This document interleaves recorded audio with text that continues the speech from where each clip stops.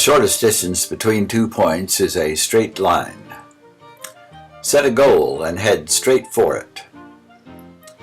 The shortest distance between 2 points is the shortest distance. And that last is from my mother. My wife had our car. I had made an appointment at the Apple computer store for 1-to-1, a great tutoring program, not realizing that I had no transportation. But walking the 3 miles to the Apple store should be within my capabilities, in spite of hip, back, and knee problems. I'd try it. The appointment was for 5 o'clock, Sunday evening. It was only 3 o'clock, but I was raring to get started. When I walk the track near our house about 3 times a week, my friends and I do 3 miles in an hour. I had 2 hours to get to the store. B, my wife, had given me a gift card to Maggie Moo's for my birthday. Why not walk there first, about a third of the way, take a break, and then head for the Apple store? I left our house and headed down Gay Avenue. As I passed the street entrance to the track, I debated going in to see if I could locate the hole in the fence, which would be a shortcut to Maggie Moo's. But a ball game was just over, and cars with young high school drivers who were eagerly showing their skills behind a wheel were leaving. I decided to be prudent and stay on the pedestrian sidewalk. I did take a shortcut behind a strip mall.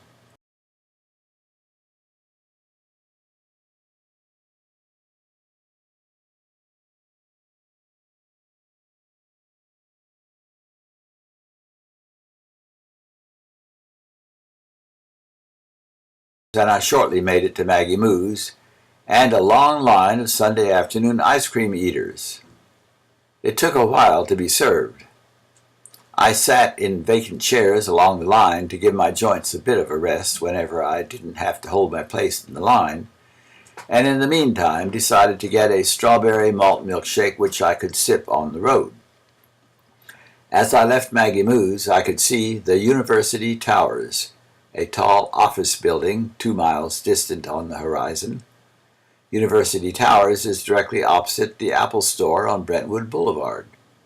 I couldn't help but notice that Hunter Avenue, just across Ladue Road from Maggie Moo's, looked like it was headed straight for the tower. I like geometry and knew that the shortest distance between 2 points is a straight line. I recalled that B and I had once driven down Hunter and found it to be a dead end. However, I had also been to Barnes Jewish Extended Care, which would be located between Hunter and Brentwood. Perhaps there was a connection. I looked for a sign saying dead end, but there was none. Should I take the prudent, long way around or be adventuresome?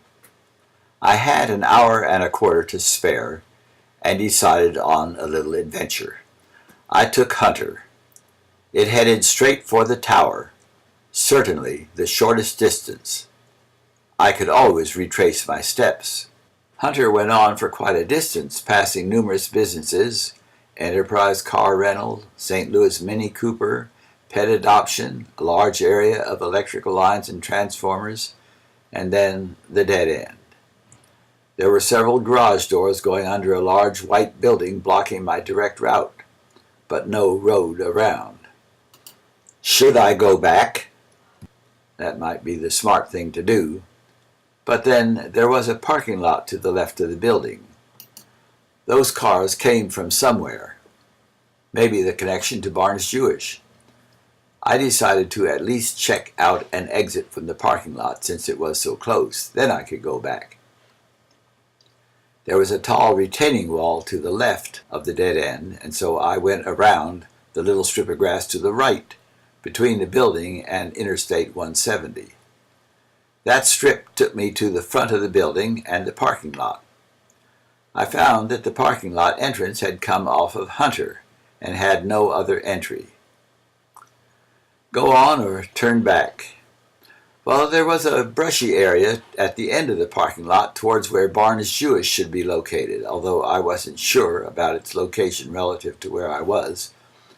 I pressed on a short way and noticed a gravel road down from the brushy ridge which headed straight for the towers. So I carefully dropped down to the gravel road and crossed the muddy ditch running along it, and with more confidence I walked briskly ahead on the gravel road. I came upon a gate across the gravel road. It was loosely secured by a chain and lock. I could squeeze through, or perhaps I should turn back. It was now a longer way back, and I would probably be late for my appointment if I went back. I'm a law-abiding citizen, and I didn't want to be foolish by trespassing, but there was no sign saying no trespassing, nor even stay out. I got down on my hands and arthritic knees, pushed the milkshake through the gap in the gate and set it to the side, and was able to squeeze through, laughing at myself as I did so, a respected 81-year-old man crawling through a locked gate. Now I was pretty much committed to going forward. I didn't relish the thought of going back through the gate. I was unaware that the next obstacles were a bit more daunting.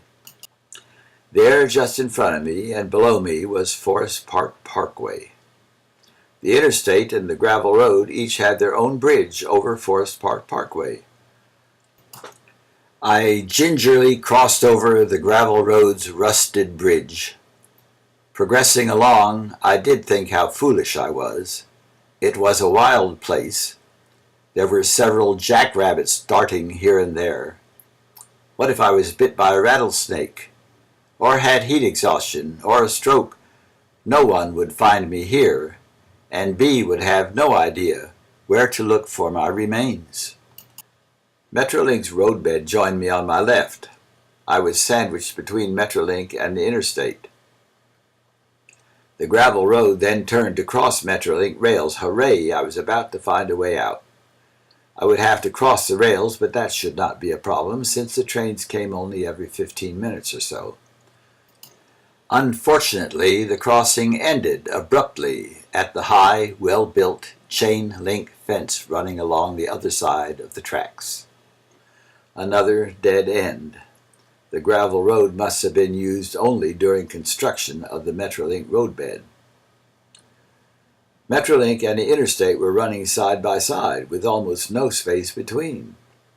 I wasn't about to walk on the tracks, nor to get on the interstate with its heavy traffic. There was a very narrow strip between, and I resolved to take it as far as I could. The landmark tower was just ahead. The strip ended where the interstate and the Metrolink cross over Brentwood Boulevard. There was no separate bridge for the grassy strip and me. I had a bleak choice. I could go back, but I was only a few blocks from the tower and wasn't sure I could make it all the way back home the way I had come.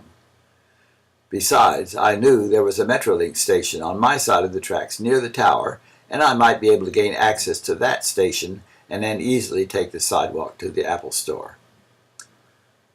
I would be able to step over the guardrail running along the interstate and taking the shoulder lane cross the parkway on the interstate bridge.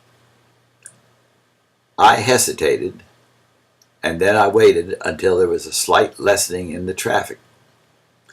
I stepped over the guardrail, quickly moved to the other end of the bridge, and stepped back over the guardrail. Some teens in a car hooted at me as they sped by. Unfortunately, I found the same situation at Clayton Road and had to apply the same technique. There was no way I would dare cross the interstate lanes, and I had no idea if I'd be better off on the far side anyway.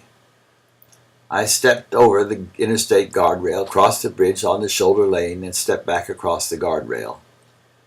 I prudently continued on the grassy strip just outside the Metrolink's well-built fence, now on both sides of the railway, and also blocking me from the Metrolink parking lot.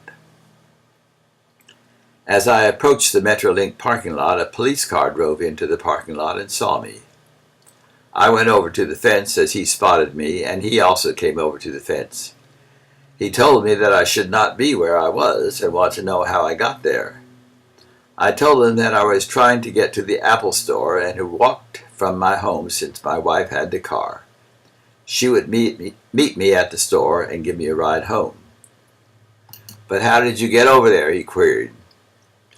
I told him about Hunter Avenue, the tower landmark, and the shortest distance.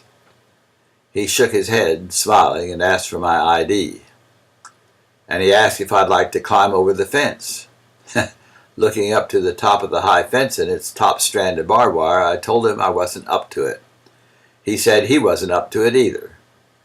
I told him that I noticed a cement drainage ditch running down my side of the fence. It might go down to the street. He consented, apparently, figuring that I must know what I was doing.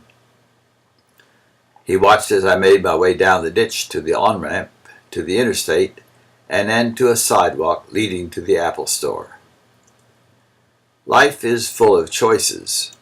Chances for choosing prudence or adventure, times when it's better to say no and to backtrack, or times to be a bit foolish. I don't know if I've learned how to tell the difference. But I do know that sometimes the shortest distance between 2 points is not the best choice.